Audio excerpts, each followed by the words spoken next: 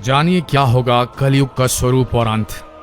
महर्षि व्यास जी के अनुसार सतयुग, त्रेता युग, द्वापर युग, कलयुग ये 4 युग हैं जो देवताओं के 12,000 दिव्य वर्षों के बराबर होते हैं। समस्त चतुर्युग एक से ही होते हैं। आरंभ सतयुग से होता है और अंत में कलयुग होता है। ब्रह्मा जी कृतयुग में जिस प्रकार सृष्टि का आरंभ करते हैं वैसे ही कलयुग में उसका उपसंहार करते हैं। अब आते हैं कलयुग पर जो अब चल रहा है। महर्षि व्यास जी के अनुसार कलयुग में मनुष्यों में वर्ण, ब्राह्मण, क्षत्रिय, वैश्य, शूद्र और आश्रम संबंधी प्रवृत्ति नहीं होगी। वेदों का पालन कोई नहीं करेगा। कलयुग में विवाह को धर्म नहीं माना जाएगा। शिष्य गुरु के अधीन नहीं रहेंगे। पुत्र भी अपने धर्म का पालन नहीं करेंगे। कोई किसी कुल में पैदा ही क्यों न हुआ हो, जो बलवान होगा वही कलयुग में सबका स्वामी होगा। सभी वर्णों के लोग कन्या बेचकर निर्वाह करेंगे। कलयुग में जो भी किसी का वचन होगा वही शास्त्र माना जाएगा। सभी अपनी अपनी रुचि के अनुसार अनुष्ठान करके उसमें उपवास, परिश्रम और धन का व्यय करना धर्म कहा जाएगा। कलयुग में थोड़े से धन से मनुष्यों में बड़ा घमंड होगा। स्त्रियों को अपने केशों पर ही रूपवती होने का गर्व होगा। स्वर्ण, मणि और रत्न तथा वस्त्रों के नष्ट हो जाने पर स्त्रियों केशों से ही श्रृंगार करेंगी अपने। कलयुग में स्त्रियां धनहीन पति को त्याग देंगी। उस समय धनवान पुरुष ही स्त्रियों का स्वामी होगा। जो अधिक देगा उसे ही मनुष्य अपना स्वामी मानेंगे।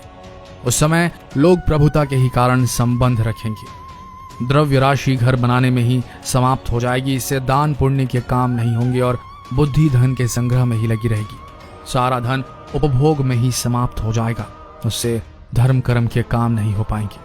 कलयुग की स्त्रियां अपनी इच्छा के अनुसार आचरण करेंगी। हाव भाव विलास में ही उनका मन लगा रहेगा।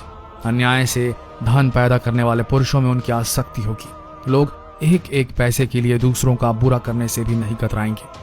कलयुग में सब लोग सदा सबके लिए समानता का दावा करेंगे। गायों का के प्रति गौरव तब तक ही रहेगा जब तक वे दूध देती रहेंगी, उसके बाद नहीं। कलयुग की प्रजा बाढ़ और सूखे के भय से व्याकुल रहेगी। सबके नेत्र आकाश की ओर लगे रहेंगे। वर्षा न होने से मनुष्य तपस्वी लोगों की तरह फल, मूल व पत्ते खाकर और कितने ही आत्मघात कर लेंगे, यानी कि खुद मर जाएंगे, सुसाइड कर लेंगे। कलयुग में सदा अकाल ही पड़ता रहेगा। सब लोग हमेशा किसी न किसी कलेशों से घिरे रहेंगे। किसी किसी को थोड़ा सुख भी मिल जाएगा। सब लोग बिना स्नान करे ही भोजन करेंगे। देव पूजा, अतिथि सत्कार, श्राद्ध और तर्पण की क्रिया कोई नहीं करेगा। कलयुग की स्त्रियां लोभी, नाटी, अधिक खाने वाली और मंद भाग्य वाली होंगी। गुरुजनों और पति की आज्ञा का पालन नहीं करेंगी तथा पर्दे के भीतर भी नहीं रहेंगी। अपना ही पेट पालेंगी, क्रोध में भरी रहेंगी। देह शुद्धि की ओर ध्यान नहीं देंगी तथा असत्य और कटु वचन बोलेंगी। इतना ही नहीं, वे दुराचारी पुरुषों से मिलने की अभिलाषा करेंगी। ब्रह्मचारी लोग वेदों में कहे गए व्रत का पालन किए बिना ही वेदाध्यापन करेंगे। गृहस्थ पुरुष ना तो हवन करेंगे, ना ही सत्पात्र को उचित दान करेंगे। वनों में रहने वाले वन के कंद मूल आदि से निर्वाह न करके ग्रामीण आहार का संग्रह करेंगे और सन्यासी भी मित्र आदि के स्नेह बंधन में बंधे रहेंगे। कलयुग आने पर राजा प्रजा की रक्षा न करके बल्कि कर के बहाने प्रजा के ही धन का अपहरण करेंगे। अधम मनुष्य संस्कारहीन होते हुए भी पाखंड का सहारा लेकर लोगों को ठगने का काम करेंगे। उस समय पाखंड की अधिकता और अधर्म की वृद्धि होने से लोगों की आयु कम होती चली जाएगी। उस समय 5, 6 अथवा 7 वर्ष की स्त्री और 8, 9 या 10 वर्ष के पुरुष से ही संतानें होने लगेंगी। घोर कलयुग आने पर मनुष्य 20 वर्ष तक भी जीवित नहीं रहेंगे। उस समय लोग मंद बुद्धि, व्यर्थ के चिन्ह धारण करने वाले व बुरी सोच वाले होंगे। अतः जब जब इस जगत में पाखंड वृत्ति दिखने लगे, साधु पुरुषों की हानि होने लगे, जब धर्मात्मा मनुष्यों के आरंभ किए हुए काम शिथिल पड़ जाएं, जब जब यज्ञों के अधीश्वर भगवान विष्णु का लोग यज्ञों द्वारा यजन न करें, जब वेदवाद को छोड़कर पाखंड में अनुराग बढ़ता जाए, तब तब कलयुग की वृद्धि का अनुमान करना चाहिए। उस समय पाखंड से प्रभावित मनुष्य देवताओं से क्या लेना है, ऐसा कहेंगे। कलयुग में प्रायः लोग घुटनों तक वस्त्र पहनेंगे। चारों वर्णों ब्राह्मण, क्षत्रिय, वैश्य, शूद्र के लोग शूद्रवत हो जाएंगे। कलयुग में लोग सास ससुर को ही लोग गुरुजन समझेंगे। उस समय सुंदर पत्नी और साले आदि ही सच्चे हितैषी समझे जाएंगे। लोग अपने ससुर की अनुगामी होकर कहेंगे कि कौन किसकी किसकी माता और कौन किसका पिता। सब अपने कर्मों के अनुसार ही जन्म लेते हैं और मरते हैं। उस समय थोड़ी बुद्धि वाले मनुष्य मन वाणी और शरीर से प्रतिदिन बारंबार पाप करेंगे, उस समय कोई सच्चा ब्राह्मण कोई विरला ही होगा। कलयुग में समय चोर राजा जैसा बर्ताव करेंगे और राजा चोरों का सा बर्ताव करेंगे। सबको धन की ही अभिलाषा होगी। स्त्रियां 16 वर्ष की आयु के पहले ही मां बन जाएंगी। स्त्रियां धन लेकर पराये पुरुषों से समागम करेंगी। शूद्र तो वक्ता होंगे और ब्राह्मण चंडाल हो जाएंगे। गांवों की संख्या घटेगी और साधुओं के स्वभाव में भी परिवर्तन होने लगेगा। कोई धर्म का पालन नहीं करेगा। भूमि बंजर होने लगेगी। पुत्र पिता के धन को उनकी आज्ञा के बिना ही हड़प लेने की चेष्टा करेंगे और इसी कारण से एक दूसरे के विरोधी बने रहेंगे। जो शील और सदाचार से भ्रष्ट है ऐसे लोग सुखी रहेंगे। युगांत काल में परलोक संदेह का विषय बन जाएगा। कोई किसी से बंधु बांधव का नाता नहीं रखेगा। लोग ऋण चुकाए बिना ही हड़प लेंगे तथा जिसका शास्त्र में कहीं विधान नहीं है ऐसे यज्ञों का अनुष्ठान होगा। मनुष्य अपने को ही पंडित समझेंगे और बिना प्रमाण के ही सब कार्य करेंगे। तारों की ज्योति फीकी पड़ जाएगी। 10 दिशाएं विपरीत होंगी। पुत्र पिता को तथा बहुएं सास को काम करने की भेजेंगी। कलयुग में समय के साथ साथ मनुष्य वर्तमान पर विश्वास करने वाले शास्त्रज्ञान से रहित दंभी और अज्ञानी हो जाएंगे। जब जगत के लोग सर्वभक्षी हो जाएं, स्वयं की आत्मरक्षा के लिए विवश हो जाएं तथा राजा उनकी रक्षा करने में असमर्थ हो जाएं, तब मनुष्यों में क्रोध लोभ की अधिकता हो जाएगी। कलयुग के अंत के समय बड़े बड़े भयंकर युद्ध होंगे। भारी वर्षा, प्रचंड आंधी और जोरों की गर्मी पड़ेगी।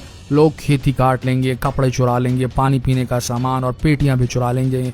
चोर अपने ही जैसे चोरों की संपत्ति चुराने लगेंगे। हत्यारों की भी हत्या होने लगेगी। चोरों से चोरों का नाश हो जाने के कारण जनता का कल्याण होगा। युगांत काल में मनुष्यों की आयु अधिक से अधिक 30 वर्ष की होगी।